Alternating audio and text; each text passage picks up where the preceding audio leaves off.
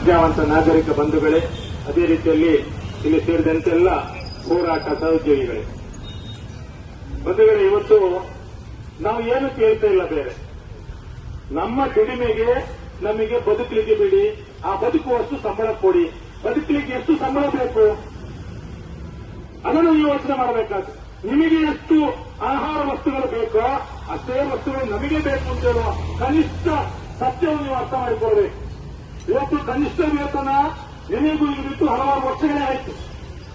ಕಳೆದ ವರ್ಷ ಏಪ್ರಿಲ್ ತಿಂಗಳಲ್ಲಿ ಏನು ಪ್ರಕಟ ಆದರೂ ಕೂಡ ಅದನ್ನು ಜಾರಿ ಮಾಡಲಿಕ್ಕೆ ಮಾಲಕ ವರ್ಗ ದೊಡ್ಡ ರೀತಿಯ ಆಕ್ಷೇಪವನ್ನು ವ್ಯಕ್ತಪಡಿಸಿದ್ದರಿಂದ ರಾಜ್ಯ ಸರ್ಕಾರ ಮಾಲಕರ ಪರವಾಗಿ ನಿಂತಿದ್ದು.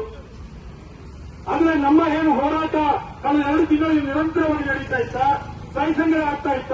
ಇಡೀ ರಾಜ್ಯದಲ್ಲಿ ಪ್ರಚಾರಗಳಲ್ಲಿ ಈ ಕನಿಷ್ಠ ವೇತನ ಜಾರಿ ಆಗಬೇಕು, ಬದುಕಲಿಕ್ಕೆ ವೇತನ ಸಿಗಬೇಕು, ಸುಪ್ರೀಂ ಕೋರ್ಟ್ಗೆ ಏನು ಗೊತ್ತಾಗ್ತದೆ ಅದು ನಿಮಗೂ ಅರ್ಥ ಆಗಬೇಕು ಅಂತ ಹೇಳುವ ರೀತಿಯಲ್ಲಿ ಪ್ರಚಾರ ಸಹಿ ಸಂಗ್ರಹ ಆಗ್ತಾ ಇರುವಾಗ ಇನ್ನೇನು ಮೇ 30 ಬರ್ತದೆ.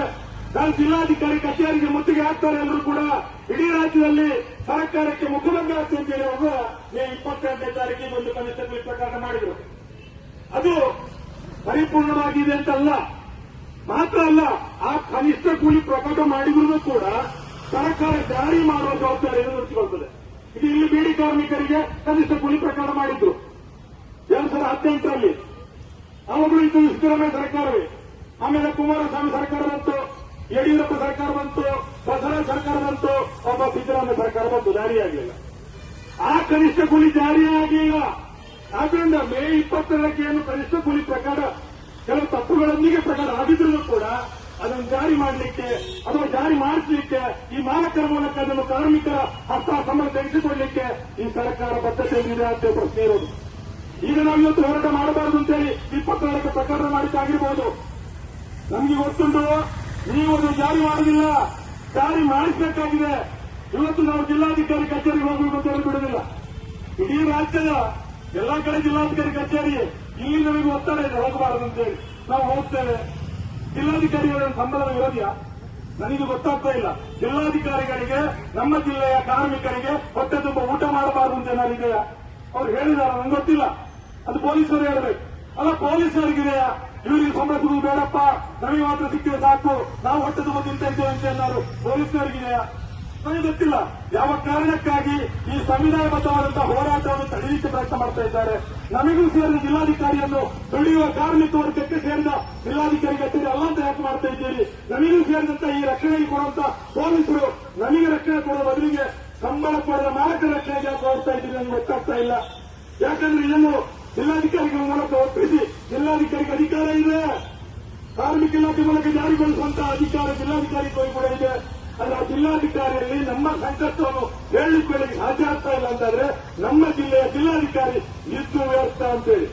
ಇಲ್ಲೊಬ್ಬರು ಎಸ್ಪಿ ಇದ್ದಾರೆ, ಕಮಿಷನರ್ ಇದ್ದಾರೆ, ಇಬ್ಬರ ಬಗ್ಗೆ ಒಳ್ಳೆ ಗೌರವ ಇದೆ. ಇಡೀ ಜಿಲ್ಲೆಯಲ್ಲಿ ಒಳ್ಳೆ ಹೆಸರು ಇದೆ ಅವರಿಬ್ಬರಿಗೆ ಕೂಡ. ಎಸ್ಪಿ ಕೂಡ ಒಳ್ಳೆ ಗೌರವ ಇದೆ. ನಮ್ಮನ್ನ ಹೇಳಿದೆ ಬೆಸ್ತಂಗಡಿಗೆ ಎಸ್ಪಿ ಆಗುದಿಲ್ಲ ಅಂತೇಳಿ. ಬೆಸ್ತಂಗಡಿಗೆ ಏನಾದ್ರೂ ಪತ್ತೆ ಪ್ರಕರಣ ಆಗುದು. ಅದೇ ರೀತಿಯಲ್ಲಿ ಇವತ್ತು ಕಾರ್ಮಿಕರಿಗೆ ಸಂಬಳ ಕೊಡದಿಲ್ಲ ಕಾರಣ ಏನು ಪತ್ತೆ ಆಗೋ ಪ್ರಕರಣ ಆಗ್ತಾ ಈಗ.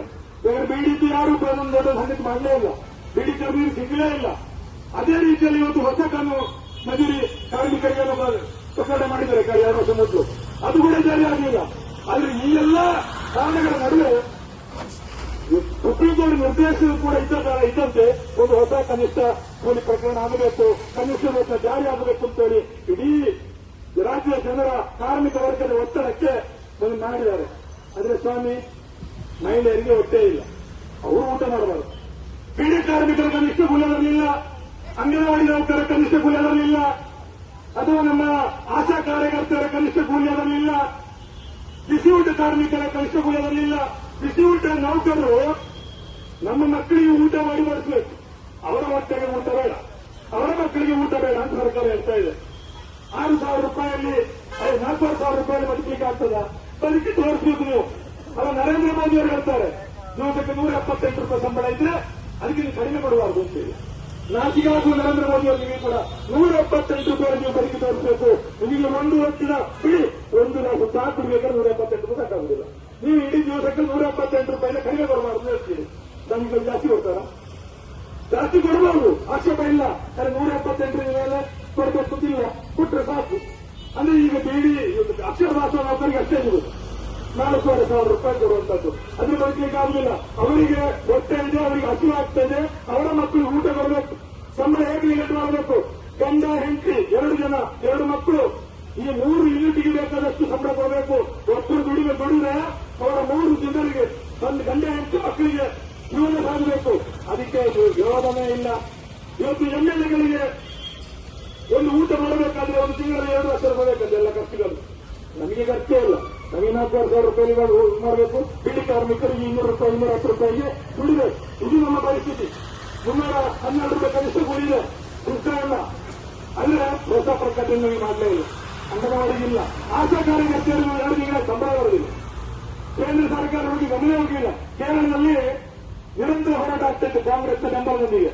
ಆಶಾ ಕಾರ್ಯಕರ್ತರಿಗೆ 21,000 ರೂಪಾಯಿ ಸಂಬಳ ಮಾಡಬೇಕು ಅಂತೇಳಿ ಸಿದ್ದರಾಮಯ್ಯ ಡಿಕೆ ಅವತಾರ ನಿಮಗೆ ಸರ್ಕಾರ ಸ್ವಾಮಿಯಲ್ಲಿ ಈಗ ಇರುವುದು. ಅವರು ಅವತ್ತು ಹೇಳಿದ್ದಾರೆ, ಕಾಂಗ್ರೆಸ್ ಅವರು 21,000 ರೂಪಾಯಿ ಸಂಬಳ ಬೇಕಾಸದವರಿಗೆ ಅಂತೇಳಿ.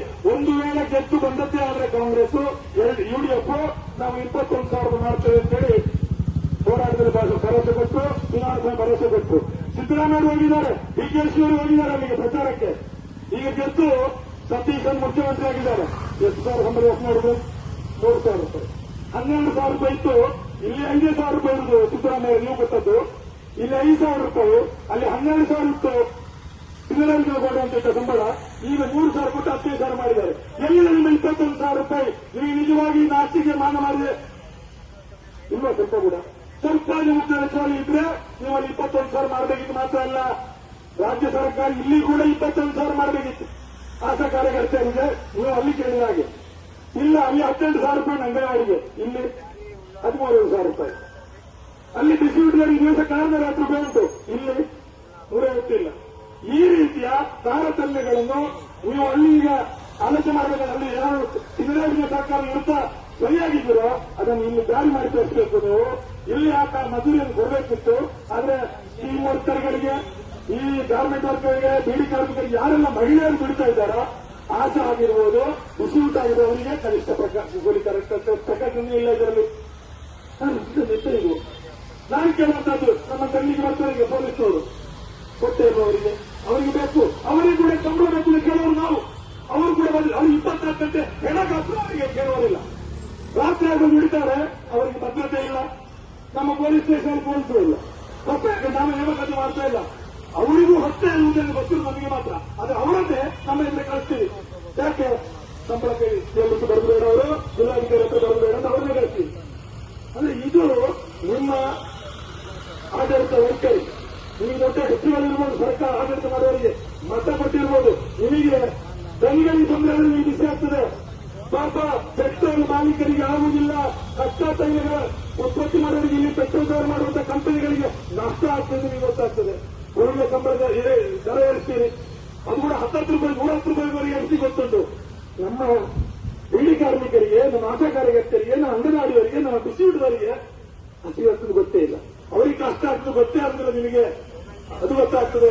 ಜನಗಳಿಗೆ ಕಷ್ಟ ಆಗ್ತದೆ. ಕೈಗಾರಿಕೆ ಉಳಿಸಬೇಕಾಗಿದೆ. ಪಾಪ ಮಾಲಕರು ಕಷ್ಟಪಡ್ತಾ ಇದ್ದಾರೆ.